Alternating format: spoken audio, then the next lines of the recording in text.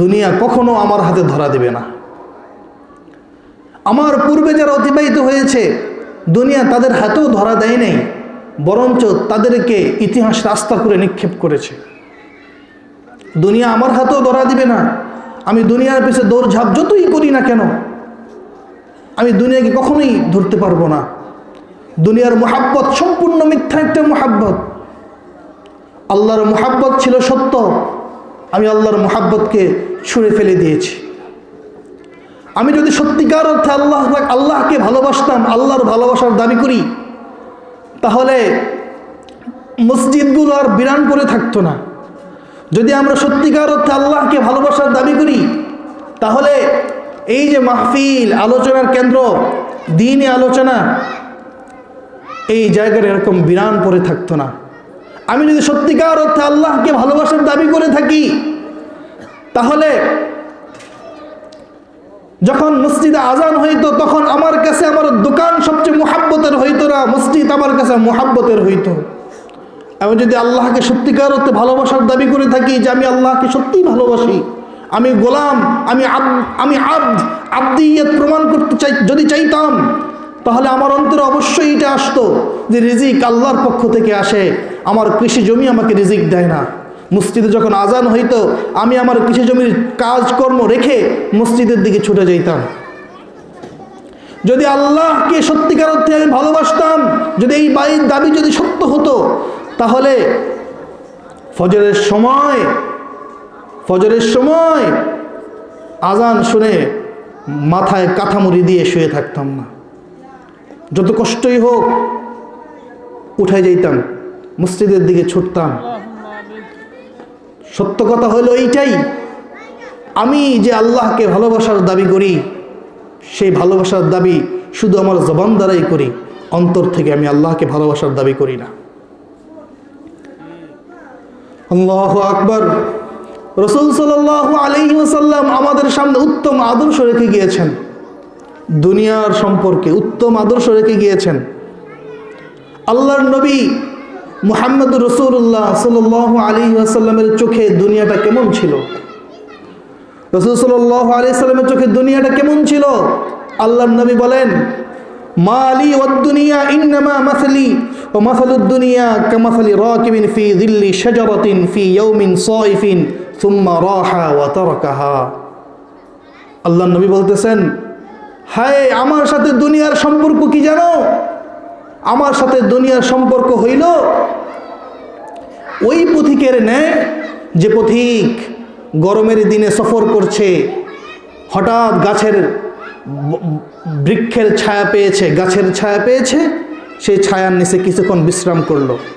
বিশ্রাম করার পর আবার সে উঠে রওনা শুরু করে দিল, সফর শুরু করে দিল। আমার সাথে দুনিয়ার সম্পর্কটা হচ্ছে এটা। মুহতারাম হাজিরিন, রাসূল সাল্লাল্লাহু আলাইহি ওয়াসাল্লাম দুনিয়ার মধ্যে সবচেয়ে আদর্শ মানুষ ছিলেন, আল্লাহর কাছে সবচেয়ে দামি মানুষ ছিলেন। আল্লাহর নবী যদি সম্পদকে মুহাব্বত করতেন, তাহলে পৃথিবীতে সবচেয়ে ধনী মানুষ থাকতেন মুহাম্মদুর রাসূলুল্লাহ সাল্লাল্লাহু আলাইহি ওয়াসাল্লাম। রাসূল সাল্লাল্লাহু আলাইহি ওয়াসাল্লাম যদি সম্পদকে মুহাব্বত করতেন, তাহলে জিবরিল আমিন বলেছিল, ইয়া রাসূলুল্লাহ, পাহাড়টাকে আপনার জন্য স্বর্ণ বানিয়ে দেই, পাহাড়টাকে আপনার জন্য স্বর্ণ বানিয়ে দেই। হুজুর সাল্লাল্লাহু আলাইহি ওয়াসাল্লাম বলেছেন, দরকার নেই, আমি গরীবী হালতে থাকতে চাই। যেই বেলা খাবো সেই বেলা আল্লাহ শুকরিয়া আদায় করব, আর যেই বেলা খাবার জুটবে না সেই বেলা সবর করব, আল্লাহর নিকট রোনাজারি করব, কান্নাকাটি করব। এটা আমার নবীর বক্তব্য। হাদিসের মধ্যে আছে রাসূল সাল্লাল্লাহু আলাইহি ওয়াসাল্লামের হাইসিয়ত তো ছিল এমন, পরিস্থিতি ছিল এমন। আম্মা জান আয়েশার হাদিস, মাসকে মাস অতিবাহিত হইতো, নবীর ঘরে চুলায় আগুন জ্বলতো না। নবীর সিচুয়েশন ছিল এইটা, নবীর পরিবারের হালত ছিল এইটা। রাসূল সাল্লাল্লাহু আলাইহি ওয়াসাল্লাম সাহাবায়ে কেরামদের সাথে যাচ্ছেন, রওনা চলতেছেন, পথিমধ্যে দেখলেন যে একটা মরা বকরি রাস্তায় পইড়া রয়েছে, একটা মরা বকরি পইড়া রয়েছে। সাহাবায়ে কেরামদেরকে বললেন, তোমাদের মধ্যে কে আছো যে এটা 2 দিরহাম এর বিনিময়ে কিনবা? কে আছো? সাহাবায়ে কেরাম বলতেছেন, ইয়া রাসূলুল্লাহ, এটা তো মরা, পয়চা গেছে, এটার তো কোনো মূল্য নাই, মূল্যহীন, এটাকে কে কিনবে? আল্লাহু আকবার। রাসূল সাল্লাল্লাহু আলাইহি সাল্লাম তখন বলতেছেন, আদ-দুনিয়া আহওয়ানু আলাল্লাহি আযজা ওয়া জাল্লা মিন হাযিহি আলা আহলিহা হিনা আলকাউহা। রাসূল বলতেছেন, তাহলে শুনে রাখো, দুনিয়ার মূল্য আল্লাহ রাব্বুল আলামিনের কাছে ততটাই তুচ্ছ, যতটা তুচ্ছ এর মালিক এটাকে তুচ্ছ মনে করে এভাবে ফেলে দিয়ে গেছেন। দুনিয়াটা আল্লাহর কাছে ঠিক ততটাই তুচ্ছ, ঠিক ততটাই তুচ্ছ। আল্লাহু আকবার। আল্লাহ রাব্বুল আলামিন বলতেছেন, আল মাল ওয়াল বানুন জিনাতুল হায়াতিদ দুনিয়া। আল মাল ওয়াল বানুন জিনাতুল হায়াতিদ দুনিয়া ওয়াল বাকিয়াতুস সালিহাতু খায়রুন ইনদা রাব্বিকা সাওয়াবাও ওয়া খায়রুন আমালা। শুনে রাখো, দুনিয়ার সম্পদ, দুনিয়ার সন্তান, দুনিয়ার সৌন্দর্য আল্লাহর কাছে এর কোনো মূল্য নাই।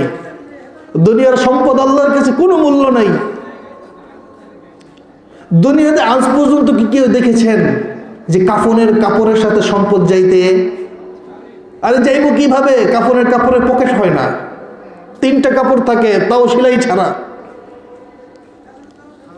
শেষ, এটা হচ্ছে একজন বনি আদমের শেষ পরিণাম হচ্ছে এইটা। আমি আমার লাইফে যতই অহংকার করি না কেন, আদমের সন্তানের অহংকার মানায় না।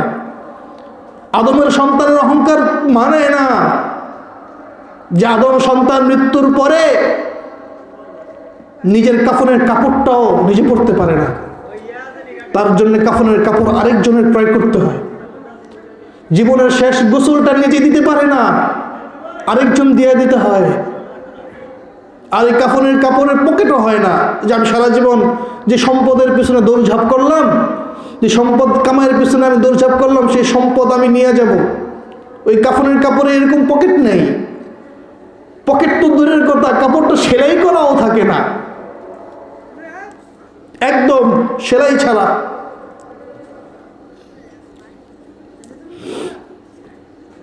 আল্লাহ রাসূল সাল্লাল্লাহু আলাইহি সাল্লাম বলতেছেন, ইয়াতবাউল মাইয়িতা সালাসাতুন ফায়ারজিউ ইসনান ওয়া ইয়াবকা মাআহু ওয়াহিদুন। মানুষ যখন মৃত্যুবরণ করে তখন তার সাথে 3টা জিনিস যায়। কয়টা জিনিস? 3টা জিনিস যায়। ফায়ারজিউ ইসনান ওয়া ইয়াবকা মাআহু ওয়াহিদুন, 2টা ফিরে আসে গুরুস্থান থেকে, কবরস্থান থেকেই 2টা জিনিস ফিরে আসে। ওয়া ইয়াবকা মাআহু ওয়াহিদুন, একটা জিনিস তার সাথে থেকে যায়। ইয়ারজিউ মালুহু ওয়া আওলাদুহু, যা কবরস্থান থেকে ফিরে আসে সেটা হলো তোমার সম্পদ আর তোমার সন্তান। কোন সম্পদ? যেই সম্পদের পিছনে আমি আমার গোটা জীবনকে বিলীন করেছি। কোন সন্তান? যেই সন্তানকে লালন পালন করার জন্য আমি হালাল হারামের বাছ বিচার করিনি, যে সন্তানদেরকে লালন পালন করার জন্য আমি হারামকে গ্রহণ করেছি। কোন সম্পদ? ওই সম্পদ যেই সম্পদ আহরণের জন্য আমি অন্যের সম্পত্তিকে আত্মসাৎ করেছি। কোন সম্পদ? ওই সম্পদ যেই সম্পদ আমি গ্রহণ করার জন্য অন্যের হক নষ্ট করেছি, গরিবের উপরে জুলুম করেছি, নির্যাতন করেছি। কোন সম্পদ? ওই সম্পদ যেই সম্পদ আমি সুদের মাধ্যমে আহরণ করেছি। কোন সম্পদ? ওই সম্পদ যা আমি ঘুষের মাধ্যমে আহরণ করেছি। আমার সাথে কবর পর্যন্ত এটা যাবে না। কত আজীব আমরা কত আজীব, যা আমার সাথে যাবে না, যেটা আমি নিতে পারবো না, তার পিছনে সারাটা জীবন ব্যয় করে ফেললাম। আর যখন কবরের দিকে রওনা হইলাম তখন দেখলাম, হ্যাঁ আমার ঝুলি তো পুরাটাই খালি, আমি তো কিছুই নিতে পারলাম না। ওই সম্পদ কবর থেকে ফিরে আসবে, ওই সন্তান কবর থেকে ফিরে আসবে। ওয়ায়াবকা মাহু ওয়াহিদুন, একটা জিনিস তার সাথে থাকবে। সেইটা কি? সেইটা হইল আমল, নেক আমল। আজকে আমি নিজেই নিজের সাথে যদি মুহাসাবা করি, নিজেই নিজের হিসাবটা নেই যে আমি বালেগ হওয়ার পর থেকে আজ পর্যন্ত আল্লাহকে খুশি করার জন্য আমার জীবনে কি কি আমল করছি, আমি আল্লাহকে খুশি করার জন্য কয় ওয়াক্ত নামাজ আদায় করছি, আমি আল্লাহকে খুশি করার জন্য কয়টা টাকা সদকা করছি, আমি আল্লাহকে খুশি করার জন্য কয়দিন রোজা রাখছি, আমি আল্লাহকে খুশি করার জন্যে এমন গোপন কোন আমলটা আছে যেটা আমি আল্লাহর সামনে পেশ করব, অথচ আল্লাহ আমাকে সবচেয়ে বেশি ভালোবাসেন, বরঞ্চ আমি তার পিছনে আমার গোটা জীবনটাকে ব্যয় করেছি যেটা আমার নয়, যে আমাকে মহব্বত করে না, যে আমাকে ভালোবাসে না।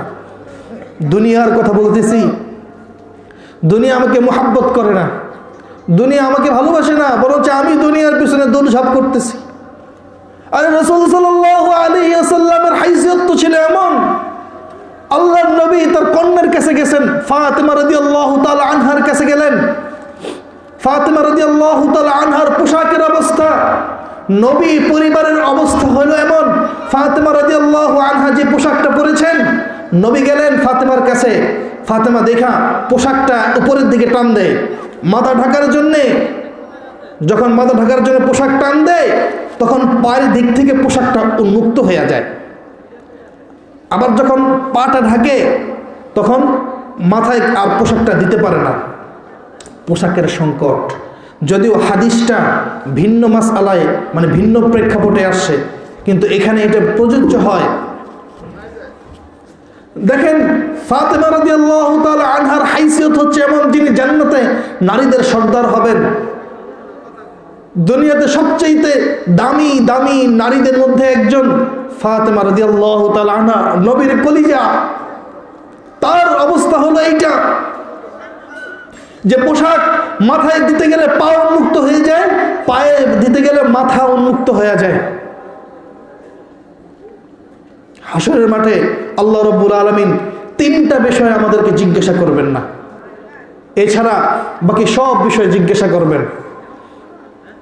মাথা গুজার মতো অল্প একটু যদি জায়গা থাকে, মাথা গুজতে পারি যে জায়গাটাতে আমি দিন শেষে আমি যেখানে গিয়ে মাথা গুজে থাকতে পারি, ওই জায়গাটা সম্পর্কে আল্লাহ জিজ্ঞাসা করবেন না। ওই পরিমাণ খাবার ব্যাপারে আল্লাহ পাক জিজ্ঞাসা করবেন না যেই পরিমাণ খাবার খাইলে আমার পিঠের দাঁড়াটা সোজা থাকে, ওই পরিমাণ খাবার সম্পর্কে আল্লাহ আমাকে জিজ্ঞাসা করবেন না। এরপর আমি যা খাচ্ছি সেই সম্পর্কে আমাকে জিজ্ঞাসা করা হবে। ওই পরিমাণ পোশাক সম্পর্কে আল্লাহ আমাকে জিজ্ঞাসা করবেন না যেই পরিমাণ পোশাক আমার লজ্জাস্থান ঢাকে, যতটুকু আমার সতর, যতটুকু আমার ঢেকে রাখা ফরজ ততটুকু ঢাকে, অতটুকু সম্পর্কে আল্লাহ আমাকে জিজ্ঞাসা করবেন না। এর চেয়ে বেশি যাই ব্যবহার করব সেই সম্পর্কে আল্লাহ আমাকে ধরবেন হাসরের মাঠে। হায় আফসোস, আল্লাহর সামনে একদিন আমাকে দাঁড়াইতে হবে, দণ্ডায়মান হইতে হবে আল্লাহর সামনে। রাসূল সাল্লাল্লাহু আলাইহি ওয়াসাল্লামের হাইসিয়ত দেখেন, আল্লাহর নবীর চোখে দুনিয়াটা কেমন ছিল। আম্মা জান আয়েশাকে জিজ্ঞাসা করা হয়েছে যে নবী সাল্লাল্লাহু আলাইহি সাল্লাম যখন ঘরে থাকেন তখন নবী কি করেন? আম্মা জান আয়েশার বক্তব্য হইল, নবী যখন ঘরে থাকেন তখন নিজের ছেঁড়া জামাইগুলো সেলাই করেন। নবী যখন ঘরে থাকেন নিজের ছেঁড়া জামাটা সেলাই করেন। নবী যখন ঘরে থাকেন নিজের জুতাটা মেরামত করেন। এটা হলো নবীর অবস্থা। রাসূল সাল্লাল্লাহু আলাইহি সাল্লাম, এটা ইতিহাস সবাই জানি, যখন খন্দক খনন করা হচ্ছিল যুদ্ধের জন্যে, সাহাবায়ে কেরামের পেটে ক্ষুধা, খাবার নেই, পেটে পাথর বাঁধছে সবাই নবীজির কাছে এসে বলতেছে, ইয়া রাসূলুল্লাহ খাবারের ব্যবস্থা হয়, দেখেন আমাদের পেটে পাথর বাঁধছে সবাই। সাহাবায়ে কেরাম পেটে একটা একটা কইরা পাথর বাঁধা রাখছে। রাসূল সাল্লাল্লাহু আলাইহি সাল্লাম নিজের জামাটা উঠাইলেন, জামাটা উঠায় দেখাইলেন, দেখো নবীর পেটের মধ্যে 2টা পাথর বাঁধা, 2টা। আমার নবী কতটা দুনিয়া বিমুখ ছিলেন, আমার নবী কতটা আল্লাহ ভীরু ছিলেন। আর নবীর উম্মত দাবি করি, আল্লাহর মুহাব্বতের দাবি করি, অথচ আমি পুরা দুনিয়ার পিছনে ঘুরতেছি। আর বর্তমানে প্রেক্ষাপট এমন হয়েছে যদি কারো কাছে টাকা পয়সা না থাকে, সমাজে তার মূল্য নাই। আল্লাহর নবীর কাছে বেলালের মূল্য ছিল, বেলালের কাছে সম্পদ ছিল না, আল্লাহর কাছে বেলালের অনেক মূল্য ছিল। বেলাল রাদিয়াল্লাহু তাআলা আনহু ছিলেন না নবীর মুয়াজ্জিন, গোলাম ছিল, গোলাম ছিল বেলাল। নবী যখন মেরাজে গেছেন তখন বেলালের পায়ের আওয়াজ শুনতেছেন। জান্নাতে যখন গেছেন তখন বেলালের পায়ের আওয়াজ নবী শুনতেছেন। বেলাল রাদিয়াল্লাহু তাআলা আনহু যখন হাঁটতেন, পাটাকে একটু মাটির মধ্যে ঘেঁষায় ঘেঁষায় হাঁটতেন, তো বুঝতেন নবী যেটা বেলাল হাঁটতেছে। এটা বোঝানোর জন্য বলতেছি, তারা আল্লাহকে চিনছে, আমরা চিনতে পারি নাই। বেলাল হাবশিকে ইসলাম গ্রহণ করার কারণে তার মনিব উমাইয়া ইবনে খালফ কত কষ্ট দিছে, হ্যাঁ, অনেক কষ্ট দিছে। উত্তপ্ত মরুভূমির মধ্যে রাইখা বুকের উপর পাথর চাপা দিয়ে দিছে। এই ঘটনা আপনারা বহু শুনছেন, আমার চেয়ে ভালো জানেন আপনারা। পাথর চাপা দিয়ে দিছে, বলছে বেলাল ইসলাম ছাইরা দাও, যদি না ছাড়ো কষ্ট পাইবা, আর যদি ছেড়ে দাও তোমারও ছেড়ে দিব। বেলালকে ইসলাম ছাড়ছে? আহাদ আহাদ বলে চিৎকার করছে। কারণ বেলাল চিনতে পারছে যে দুনিয়া আমার আপন না, আল্লাহ আমার আপন। দুনিয়া আমাকে মুহাব্বত করে না, আল্লাহ আমাকে মুহাব্বত করে।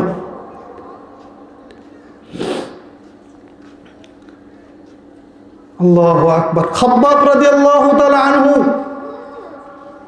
যখন ইসলাম গ্রহণ করছে, তাকে এই গরম আংরা, উত্তপ্ত আংরার মধ্যে তাকে শোয়াই দেওয়া হয়েছে। কত সাহাবায়ে কেরামকে শুলিতে চড়ানো হয়েছে, বলছে ইসলাম ছেড়ে দাও, তোমাদেরকে ছেড়ে দিব। ইসলামের প্রথম শহীদ সুমাইয়া রাদিয়াল্লাহু তাআলা আনহার ঘটনা তো আপনারা শোনেন নাই। সুমাইয়া রাদিয়াল্লাহু তাআলা আনহু একজন বাদী ছিলেন, আবু জাহালের বাদী। ইসলাম গ্রহণ করার কারণে আবু জাহেল তাকে শাস্তি দিছে। শাস্তি হইল এমন যে দুই পাও দুইটা উটের সামনে উটের পায়ের সাথে বাঁধছে, এরপর লজ্জাস্থান বরাবর বর্ষা ধরছে, ধইরা তারপরে বলছে সুমাইয়া ইসলাম ছাইরা দাও, যদি ইসলাম ছাড়ো তোমারও ছেড়ে দেব, আর যদি ইসলাম না ছাড়ো তোমারে আমরা হত্যা করে ফেলবো। সুমাইয়া রাদিয়াল্লাহু তাআলা আনহু কান্না করতেছে, অঝর ধরায় কাঁদতেছে। তার তখন কাফেররা বলতেছে ভয় পাইছে, ভয় পাইছো সুমাইয়া, ভয় পাইও না, ইসলাম ছেড়ে দাও, তোমারে ছেড়ে দেব। সুমাইয়া রাদিয়াল্লাহু তাআলা আনহুর জবাব শুনেন। আল্লাহর নবীর সাহাবী, একজন মহিলা সাহাবী, ঈমান কত মজবুত, আল্লাহর প্রতি মহব্বত কত দৃঢ়, কত গাঢ়। বলতেছেন আরে তোমরা আমাকে হত্যা করবে, এই জন্য তো আমি কান্না করি না, আমি তো কান্না করতেছি এই জন্যে যে আল্লাহ সুমাইয়াকে কত ভালোবাসেন, আল্লাহ সুমাইয়াকে কত ভালোবাসেন যে সুমাইয়াকে শহীদ করতেছেন। হ্যাঁ, আল্লাহর দ্বীনের জন্য কুরবানি দেওয়ার সুযোগ আসছে। আমার জীবন তো একটা, যদি আল্লাহ আমাকে এরকম 1000 বার জীবিত করতেন, 1000 বার দ্বীনের জন্য, আল্লাহর জন্য এইভাবে শহীদ হওয়ার সুযোগ আসতো, আমি শহীদ হইতাম। তোরা আল্লাহকে চিনতে পারছে, আমরা চিনতে পারিনি।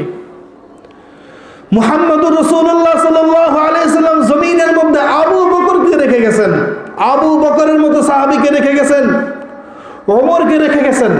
ওমরের মতো সাহাবী জামার মধ্যে তালি থাকতো, অর্ধ পৃথিবী শাসন করছে, জামার মধ্যে তালি থাকতো, অর্ধ জাহান শাসন করছেন ওমর। তারা আল্লাহকে কতটা ভালোবাসছেন, কতটা ভয় পেয়েছেন, দুনিয়াটাকে কতটা তুচ্ছ মনে করছেন। আবু বকর রাদিয়াল্লাহু তাআলা আনহুর ঘটনা শুনবেন। আবু বকর রাদিয়াল্লাহু তাআলা আনহুর সিচুয়েশন হলো, এই বিবি একদিন পায়েস খাইতে চাইছে।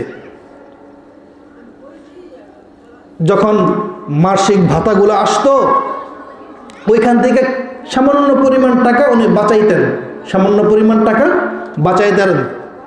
এরপরে একদিন পায়েস রান্না করলেন, খলিফাতুল মুসলিমিনের সামনে পেশ করলেন। খলিফাতুল মুসলিমিন জিজ্ঞাসা করলেন পায়েস কোথা থেকে আসলো। বিবির জবাব হইল, আপনি যে মাসে যে বেতন পান, যে তানখা রাষ্ট্রীয় কোষাগার থেকে পান, ওইখান থেকে আমি এই পরিমাণ কইরা কইরা জমাইছি, ওইটা দিয়ে আজকে পায়েস রান্না করছি। আবু বকর এই পায়েস খান নাই, দ্রুত বাইতুল মালে চলে গেলেন। বাইতুল মালে গিয়ে বললেন, আমার তনখা থেকে এই পরিমাণ অংশ কেটে রাখবা, এটা আমার প্রয়োজনের অতিরিক্ত। আল্লাহু আকবার। ওমর ইবনুল খাত্তাব আল্লাহকে কতটা ভালোবাসতেন। রাত্রিবেলা যখন বের হইতেন, দেখতেন জনগণের পরিস্থিতি কেমন, দেশের মানুষরা কিভাবে বসবাস করে। দূর মরুভূমিতে এক জায়গায় দেখতেছেন আগুন জ্বলতেছে, মনে করলেন হয়তো বা দূর দূরান্ত থেকে কোনো মুসাফির আসছে, গিয়ে দেখে আসি। গেলেন, দেখলেন, দেখতেছেন একজন মহিলা রান্না করতেছে, চুলায় ডেকচি বসানো, পাতিল বসানো, তার মধ্যে পাথর দেয়া, সে নাড়াচাড়া করতেছে আর বাচ্চাদেরকে বলতেছে, এই তো হয়ে গেছে, এই তো হয়ে গেছে।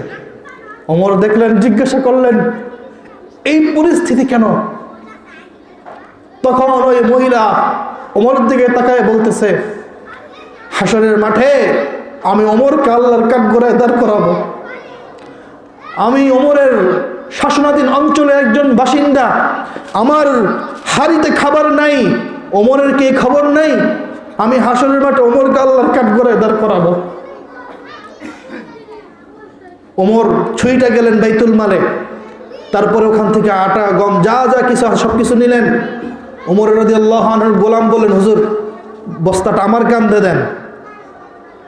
ওমর বললেন, হাসরের মাঠে তুমি কি শোনো নাই মহিলার কথা?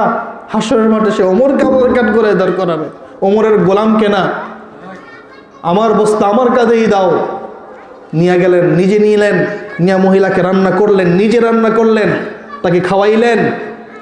এরপর বললেন, আপনি আগামীকাল ওমরের দরবারে যাবেন, ওমরের দরবারে যাবেন, ওখানে গিয়া আমাকে দেখতে পাইবেন। নিজে পরিচয় দেন নাই। এটা হলো আল্লাহর নবীর সাহাবী, নবীর হাতে গড়া ছাত্র ওমরের হাইসিয়ত। মুহতারাম হাজরিন, সুতরাং আল্লাহর রসুলের চাইতে আমাকে আপনাকে আর বেশি মোহাব্বত কেউ করে না। দুনিয়া আমাকে বিন্দু পরিমাণও মোহাব্বত করে না। আমি আপনি যতই দাবি করি, দুনিয়া আমাকে মোহাব্বত করে না। হাসরের মাঠ যখন কায়েম হয়ে যাইব, আমার সন্তান আমাকে অস্বীকার করবে। ইয়াউমা ইয়াফিরুল মারউ মিন আখি ওয়া উম্মিহি ওয়া আবি ওয়া সাহিবাতিহি ওয়া বানি। কিয়ামতের ময়দান কলিজার টুকরা সন্তান পিতাকে অস্বীকার করবে, পিতা সন্তানকে অস্বীকার করবে, ভাই ভাইকে অস্বীকার করবে। যেই মা 10 মাস 10 দিন গর্ভে ধারণ করছে, সেই মা অস্বীকার করবে। আপনি কার মোহাব্বত খুঁজতেছেন? আমি কার মোহাব্বতে দৌড়াইতেছি? আদম সন্তানের দম্ভ চলে না, আদম সন্তানের দম্ভর অধিকার নাই। আজকে যদি আমার মৃত্যু হয়, আগামীকাল আমাকে যখন গোরস্থানে নিয়ে যাবে, কবরে রাখা হবে, আমার শরীরের মাংসগুলো পচার, এই কবরের বাঁশগুলো পুষবো, ওই বাঁশগুলো পচার আগে আমার শরীরের দেহ পচে যাব। আমি কিসের অহংকার করতেছি? আমি কিসের দম্ভ করতেছি? সম্পদের গরম, টাকা পয়সার গরম। হায় রে মানুষ! যদি কেউ দুনিয়া নিয়ে কেউ যদি গর্ব করে, দুনিয়ার সম্পদ নিয়ে যদি কেউ গর্ব করে, দুনিয়ার ধন দৌলত টাকা পয়সা নিয়ে যদি কেউ গর্ব করে, তাহলে তার গোরস্থানে যাওয়া উচিত। তার গোরস্থানে গিয়ে দেখা উচিত যে এইখানে আমার চেয়ে কত ধনী মানুষগুলো শুয়ে আছে, এখানে আমার চেয়ে কত পয়সাওয়ালা মানুষগুলো শুয়ে আছে। বাড়ি থেকে যখন এই গোরস্থানে আসছে, তখন সম্পদ নিয়ে আসতে পারে নাই, 3টা কাফনের কাপড় নিয়ে এখানে আসছে, সম্পদ নিয়ে আসে নাই। আমরা বলি সম্পদ সম্পদ সম্পদ। আল্লাহু আকবার। রাসূল সাল্লাল্লাহু আলাইহি সাল্লাম বলতেছেন, তোমার বনি আদম বলে আদমের সম্পদ।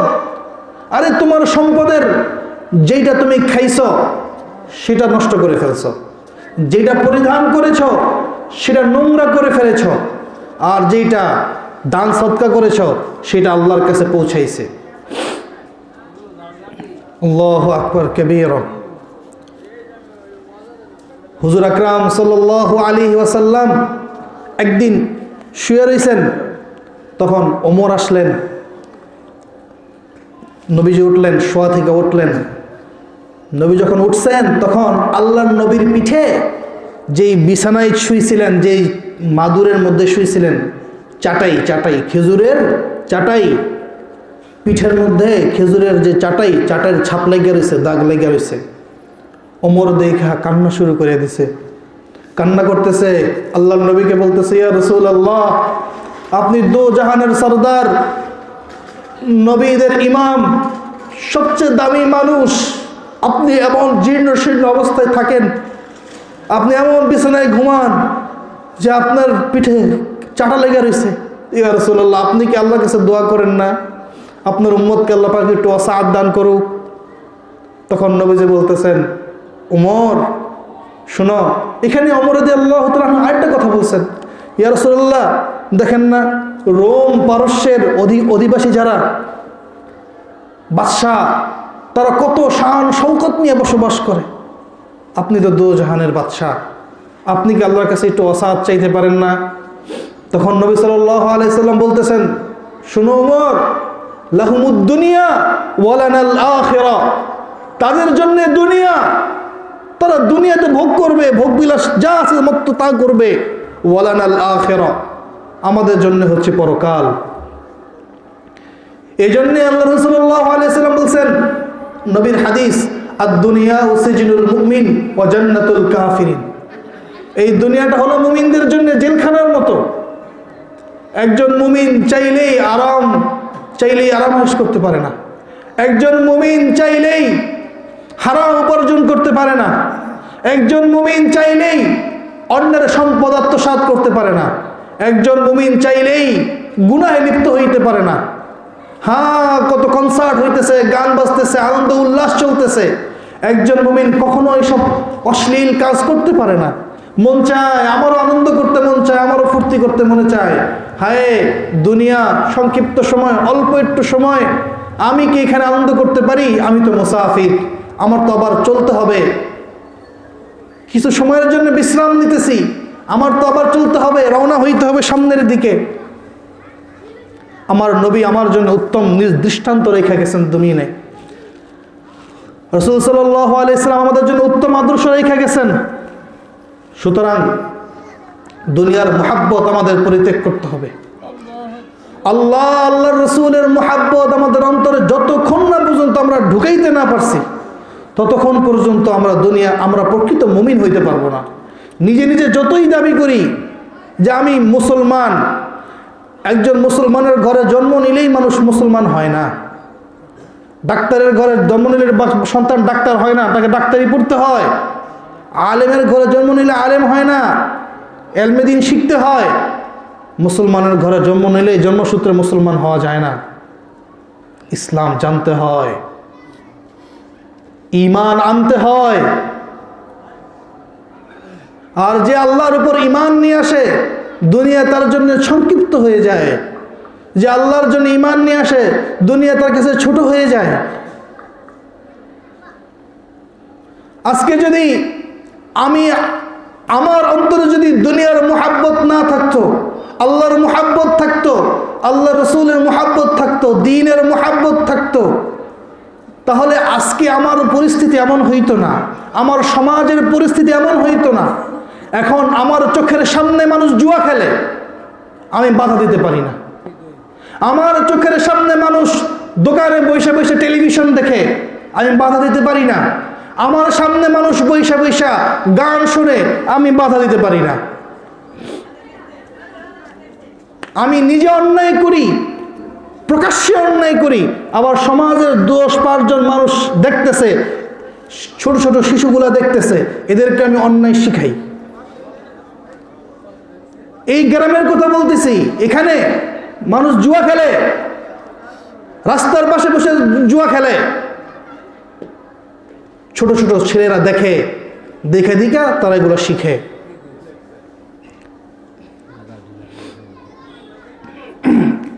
আমি একজন বাপ হিসেবে আমি সুদ খাইতেছি, আমার সন্তান কি দেখতেছে না আমি বাপ হিসেবে সুদ খাইতেছি? আমার সন্তান আমার কাছ থেকে শিখতেছে। আমি অন্যের উপর জুলুম নির্যাতন করতেছি, আমার থেকে আমার সন্তান দেখতেছে, শিখতেছে। হ্যাঁ, দুনিয়ার পিছনে এতটাই পাগল হয়েছি যে নিজের ভালোটাই নিজে বুঝি না, নিজের ভালোটা নিজে ভুলে গেছি। আল্লাহ রব্বুল আলামিনের একটা চরম সত্য কথা হলো, আমি আল্লাহ ছাড়া দুনিয়ার আর যেইটাকে মোহাব্বত করব, দুনিয়ার যেই বস্তুটাকে আমি মোহাব্বত করব, আল্লাহকে ছাড়া সেই বস্তুটা আল্লাহ আমার উপর চাপাই দিবেন। আমি যদি আমার বিবিকে মোহাব্বত করি এবং আমার বিবির মোহাব্বতে যদি আমি আল্লাহর অবাধ্যতা করি, আমার পরিবারকে শান্তিতে রাখতে হবে, সুখে রাখতে হবে। ফলে আমার অন্যায়, আমি যে উপার্জন করে এই উপার্জনে চলবে না, আমার উপার্জনটা আরও বাড়াইতে হবে। ফলে কি করতে হবে? হারাম পথে যাইতে হবে। এই বিবি আমার সাথে একদিন না একদিন দুনিয়ার জমিনে আমার সাথে গাদ্দারি করবে। পরকাল তো পরের কথা, দুনিয়ার জমিনে আমার সাথে একদিন গাদ্দারি করবে। আমি যে সন্তানদেরকে লালন পালন করতেছি, আমি একজন পিতা হিসেবে এটা লক্ষ্য রাখতে হবে যে আমার সন্তানকে কি আমি হারাম খাওয়াইতেছি কিনা।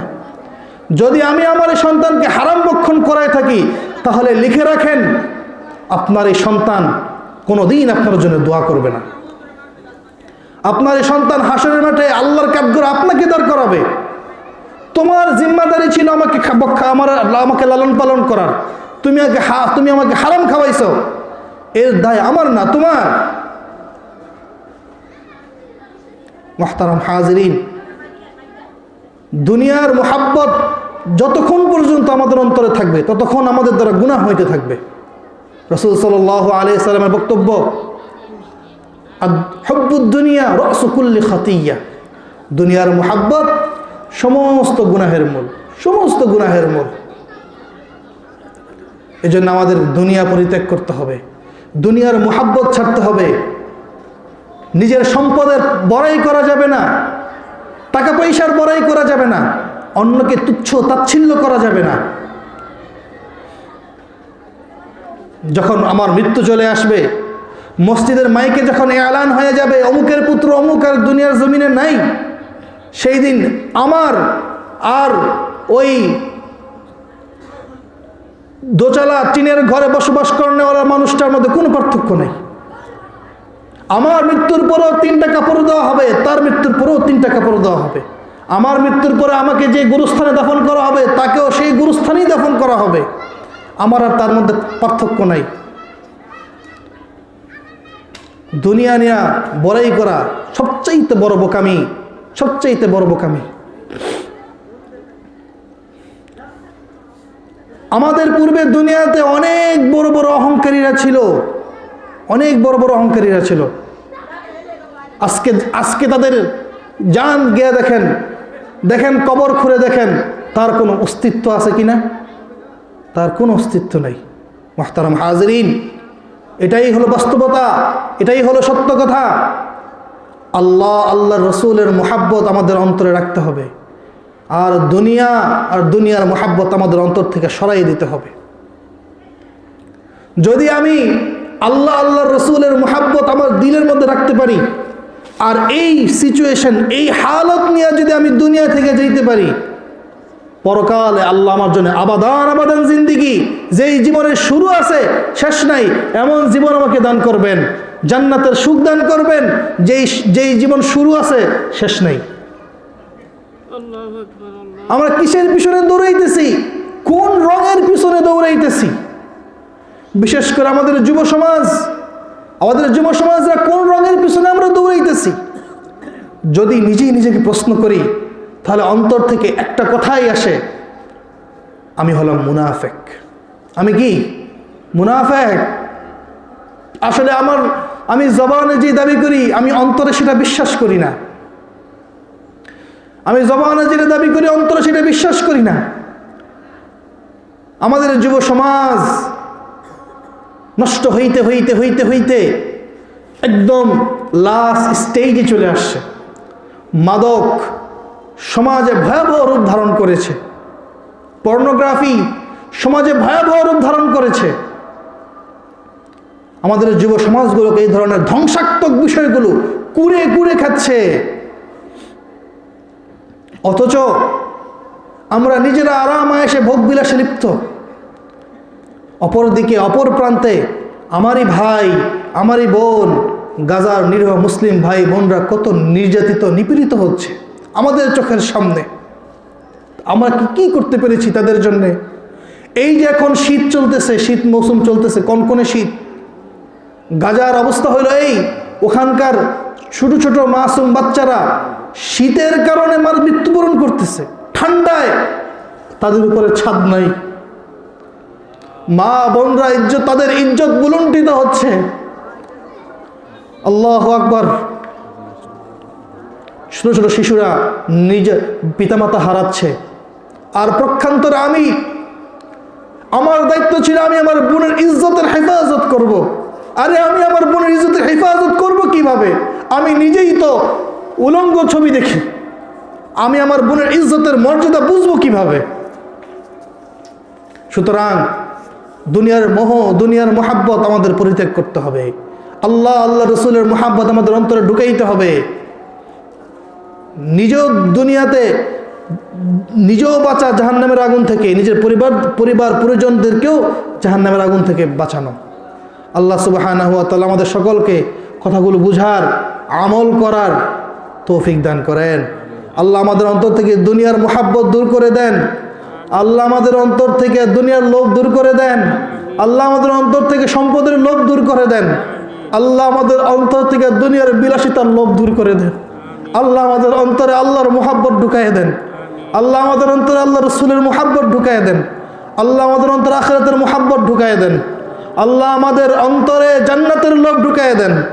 আল্লাহ আমাদের অন্তরে আল্লাহ রসুলের ভালোবাসা ঢুকাইয়ে দেন। আমিন। ওয়া আখিরু দাওয়ানা আলহামদুলিল্লাহি রাব্বিল আলামিন।